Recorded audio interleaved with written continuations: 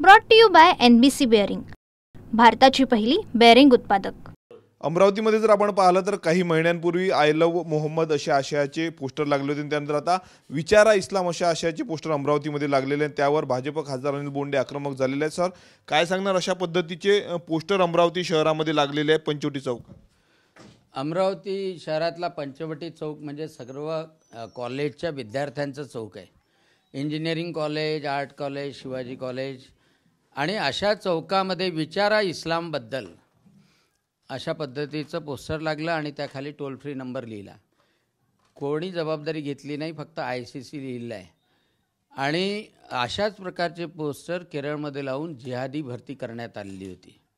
विशेषतः जे तरुण मुलं असतात आणि त्यामधल्या युवती यांना मोठं औत्सुक्य असतं आणि म्हणून मी त्या नंबरवर फोन केला आणि तो नंबर हैदराबादवरून, चेन्नईवरून ऑपरेट केला जात होता आणि त्या नंबरच्या माध्यमातून इस्लामबद्दल सांगितल्या जाईल असं त्यांनी मला सांगितलं। त्याला मी सांगितलं की तू हिंसाचाराबद्दल तुम्ही निषेध का करत नाही?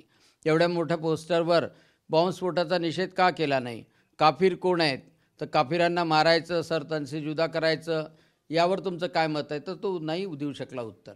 तर हे मोठं रॅकेट आहे आणि अमरावतीमध्ये सुद्धा त्यांचे लोकल लोकांना घेऊन काम करतात आहे आणि त्या माध्यमातून कॉलेजमध्ये जाणारे तरुण तरुणी यांना इस्लामसोबत जोडायचं आणि मग जिहादी त्यामधून तयार करायचे असं पूर्ण रॅकेट आहे। आणि कोणतीही परवानगी घेतली नाही, पोलिसांची नाही, महानगरपालिकेची नाही।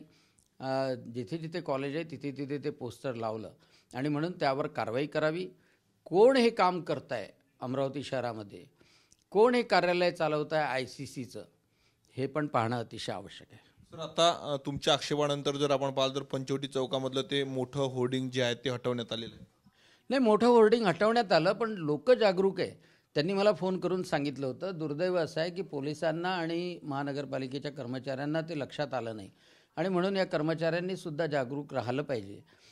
कारण आता पोलिसांचं काम आहे की कोणी लावलं ते पोस्टर, कोण त्याच्या पाठीमागे आहे, अमरावतीमध्ये काय काम तो करतो आहे, अमरावतीमध्ये यांच्या कार्यशाळा कुठे होणार आहे?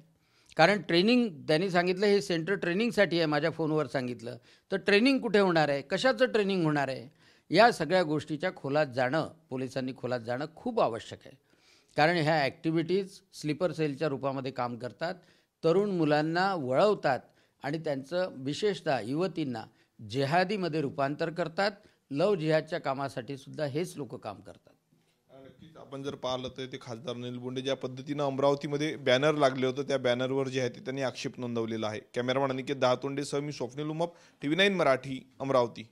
Brought to you by NBC bearing, भारताची पहिली बेअरिंग उत्पादक।